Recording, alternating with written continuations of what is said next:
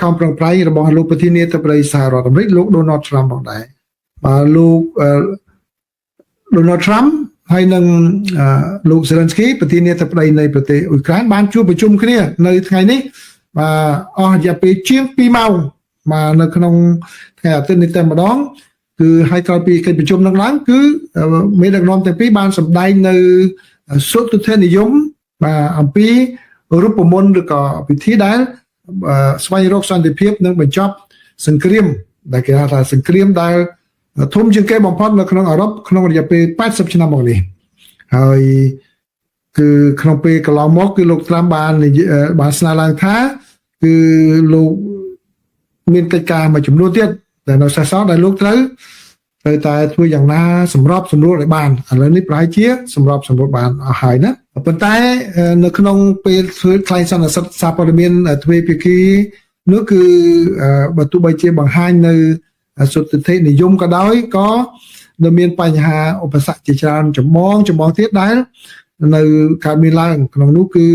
ធ្វើយ៉ាងណាដើម្បីឲ្យមានសន្តិភាពយូរអង្វែងជាប់ជានិរន្តរ៍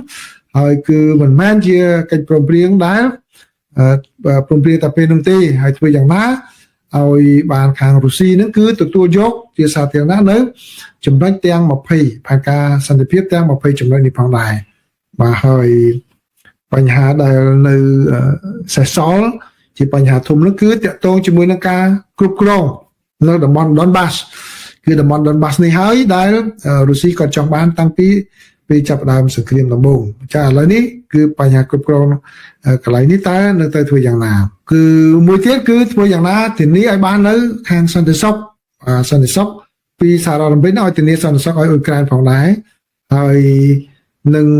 ធ្វើយ៉ាងណាឲ្យមានបាទពេលវេលានៃបទចម្បាញ់គ្នាហើយនឹងផលប៉ះពាល់តើអាចនឹងកើតមានឡើងដោយរបៀបណានេះបើ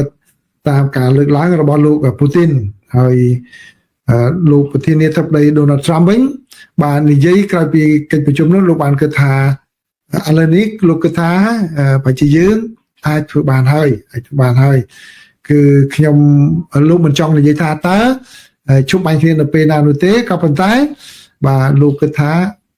បទចម្បាញ់អាចនឹងសម្រេចបានហើយលោក Zelensky វិញបាននិយាយថាលោកជឿថាសហរដ្ឋអាមេរិកនិងអ៊ុយក្រែនគឺបានយល់ស្របគ្នាដល់ 90% ទៅហើយបាទទៅលើផែនការសន្តិភាពដែលមាន20ចំណុចដែលបានកែលម្អឡើងវិញទេហើយគឺមានការឯកភាពគ្នា 100% តែម្ដងទៅលើចំណុចដែលធានាសន្តិសុខឲ្យអ៊ុយក្រែនហើយបើទោះបីជាព័ត៌មានលម្អិតមិនទាន់បានបង្ហាញជូនសាធារណជនក៏ដោយកិច្ចខិតខំប្រឹងប្រែងរបស់លោកប្រធានាធិបតីសហរដ្ឋអាមេរិកលោក Donald Trump ផងដែរបាទលោក Donald Trump ហើយនឹងលោក Zelensky ប្រធានាធិបតីនៃប្រទេសអ៊ុយក្រែនបានជួបប្រជុំគ្នានៅថ្ងៃនេះបាទអស់រយៈពេលជាងព័ត៌មានទី2នៅក្នុងសេចក្តីនៅក្នុងកម្មវិធីនេះគឺជាសេចក្តីរាយការណ៍របស់សារព័ត៌មានច្រើនដែលបានចេញមុននេះបន្តិចគឺមានតាំងពីបាងកកប៉ុស្តិ៍ BBC AFP បាទនេះ AFP ខ្ញុំយកមកជូនហើយនឹងសារព័ត៌មានច្រើនតទៅទៀតបាទគឺពាក់ព័ន្ធជាមួយនឹងការវិវត្តមួយទៀតដែលថៃចោទថាកម្ពុជាបានរំលោភលើបទចម្បាញ់គ្នាដោយបង្ហោះ drone ជាង250បាទជាង250 drone មែនថៃគាត់អង្គុយរាប់មួយម្ដងតែម្ដងបាទឬក៏ជួនកាលក៏ថតវីដេអូឲ្យទៅអង្គុយរាប់យ៉ាងម៉េចយើងមិនដឹងណាបាទអញ្ចឹងបើយកតាមសេចក្តីរាយការណ៍នានានេះគឺបានឲ្យដឹងថាយោធារបស់ថៃនៅថ្ងៃច័ន្ទនេះបានចោទប្រកាន់ប្រទេសកម្ពុជាថាបានរំលោភនៅបទចម្បាញ់គ្នាដែលទើបតែចុះហត្ថលេខាកាលពីពេលថ្មីនេះគឺកាលពីថ្ងៃសៅរ៍ដើម្បីបញ្ឈប់ការប្រយុទ្ធគ្នាដល់ដាច់ផ្ដាល់ជីវិតអស់រយៈពេលជាច្រើនសប្តាហ៍កន្លងមកនេះដោយចោទថាកម្ពុជាបានបង្ហោះ drone ពីលើទឹកដីរបស់ខ្លួនជាង250នេះបើយោងតាមសេចក្តីថ្លែងការណ៍របស់យោធាថៃហើយសេចក្តីថ្លែងការណ៍នោះបានបន្ថែមថាសកម្មភាពបែបនេះគឺជាការមួយញុះញង់ហើយនឹងជាការរំលោភនៅវិធានការដែលមានគោលបំណងក្នុងការកាត់បន្ថយភាពតានតឹងហើយក៏វាមិនស៊ីសង្វាក់គ្នាជាមួយនឹងសេចក្តីប្រកាសរួមដែលបានព្រមព្រៀងគ្នាក្នុងពេលកន្លងមកផងដែរនេះបើយោងតាមការបញ្ជាក់របស់ខាងភាគីថៃ ដោយឡែកលោករដ្ឋមន្ត្រីក្រសួងការបរទេសរបស់កម្ពុជាវិញគឺលោកប្រាក់សុខុនលោកក៏បានថ្លែងផងដែរពាក់ព័ន្ធជាមួយនឹងការដែលលើកឡើងអំពីការបង្ហោះដ្រូននេះដោយ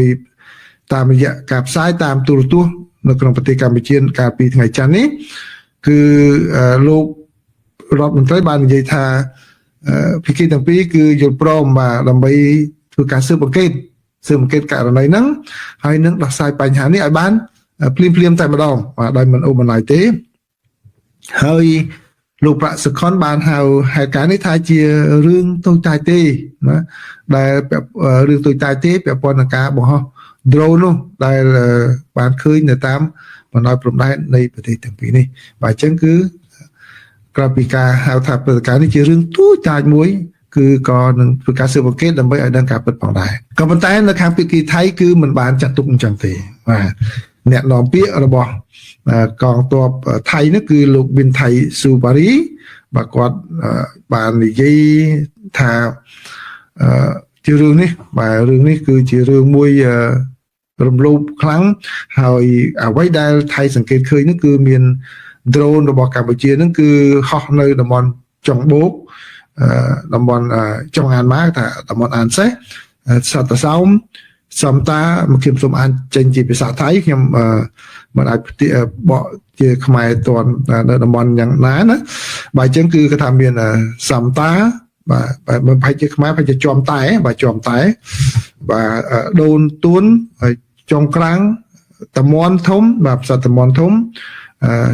សៃតគូមិនដឹងជាកន្លែងណាសៃតគូនោះខ្មែរហៅមិនខ្ញុំអត់ដឹងណាហើយនឹងតំបន់ផ្សេងនៅក្នុងខេត្ត4នៅក្នុងខេត្តទាំង4ដែលនៅតាមបណ្ដោយព្រំដែនរបស់ថៃជាមួយនឹងកម្ពុជាគឺខេត្តបូរីរ៉ាំស៊ីសាកេតសុរិននិងឧបលរដ្ឋធានីបាទនេះបើតាមការចាប់ប្រកាន់របស់ខាងអ្នកនាំពាក្យរបស់ថៃណាគាត់បាននិយាយបែបនេះហើយលោកវិនថៃក៏ថាសកម្មភាពបែបនេះគឺត្រូវបានចាត់ទុកថាជាការញុះញង់និងរំលោភនៅលើវិធានការក្នុងការកាត់បន្ថយភាពតានតឹងហើយគឺមិន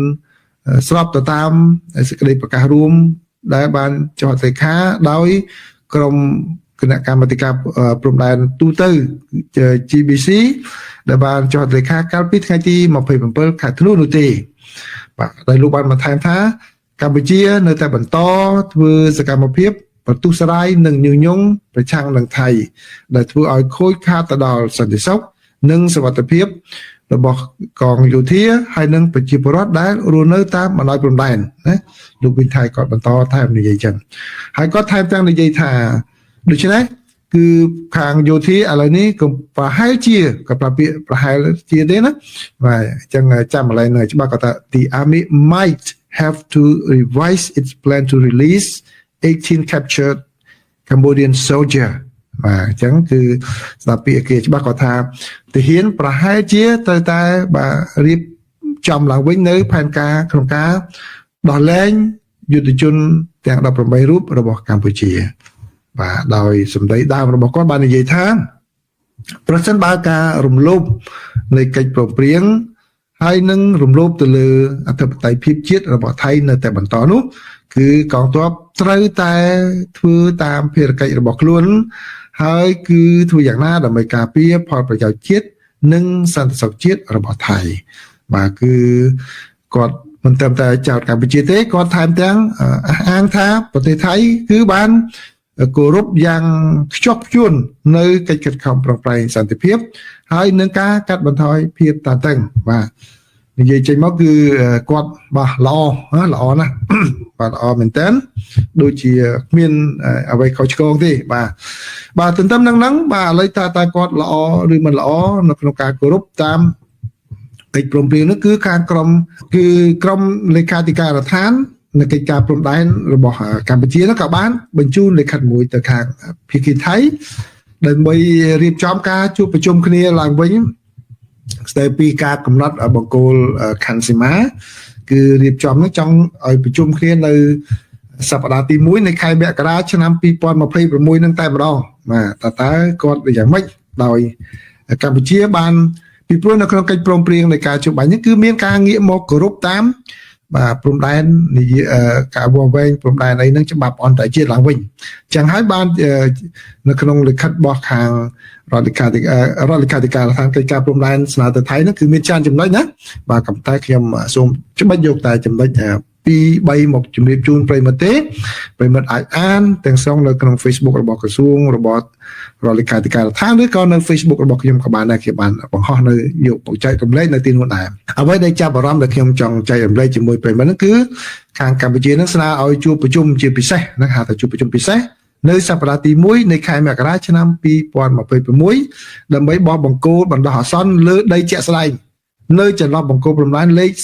42ទៅ47នៅភូមិជោគជ័យនិងភូមិព្រៃច័ន្ទនិងបង្គោលព្រំដែនលេខ52 59នៅឃុំបង្រាំងឃុំកំរៀងបាទហើយកម្ពុជាក៏ស្នើឲ្យពិភាក្សាអំពីការចុះបោះវែងនិងបោះបង្គោលព្រំដែនបណ្ដោះអាសន្ននៅបង្គោល33 37ឃុំថ្មដាឃើញទេអញ្ចឹងដូចតែខ្ញុំបាននិយាយចឹងឃើញទេបាទពេលដែលកិច្ចព្រមព្រៀងជុំបាញ់គ្នាទាហាននៅណានឹងសិនទៅក៏ប៉ុន្តែចំណុចដែលយល់ព្រមគឺប្រយោជន៍ការអន្តរជាតិនេះច្បាប់អន្តរជាតិដើម្បីវាស់វែងខណ្ឌសីមាឡើងវិញចឹងបានថាបើវាស់ទៅឃើញទាហាននឹងកំពុងឈរជើងនៅក្នុងដីកម្ពុជាថយទៅវិញបាទអញ្ចឹងឥឡូវនេះតាការយល់របស់ខ្ញុំណាបាទកម្ពុជាគឺអនុវត្តកិច្ចព្រមព្រៀងនឹងភ្លាមតែម្ដងហើយចង់ដឹងតើថៃគ្រប់ទៅតាមអ្វីដែលខ្លួនព្រមឬអត់បាទស្រាប់តែក្រោយពីកម្ពុជាផ្ញើលិខិតនេះទៅកាលពីព្រឹកមិញថ្ងៃច័ន្ទហ្នឹងល្ងាចឡើងគឺឮសូវមានរឿងdrone ឯណានោះចេញមកទៀតហើយអញ្ចឹងដូច្នេះយើងទៅតាមដានសភាពការនឹងដែរបាទតាមដានសភាពការនឹងដែរដោយដែលខ្ញុំបាននិយាយអញ្ចឹងគឺថាដល់រាប់ណាស្ថានភាពមិនទាន់ចាប់មកភាពប្រក្រតីធម្មតាទាំងស្រុង 100% គឺការសន្និដ្ឋានណាមួយការផ្សាយណាមួយដែលផ្អែកទៅលើអ្វីដែលប្រភពតាមជំនាញពីខាងថៃដោយខ្វះការពិចារណាការចូលរួមយោបល់បាននាំឲ្យមានការភ័ន្តច្រឡំនៅក្នុងចំណោមប្រជាពលរដ្ឋដែលទទួលព័ត៌មានពីយើងដែរណាអញ្ចឹងបានខ្ញុំប្រយ័ត្នប្រយែងរឿងកិច្ចការអស់នឹងមកប្រយ័ត្នប្រយែងណា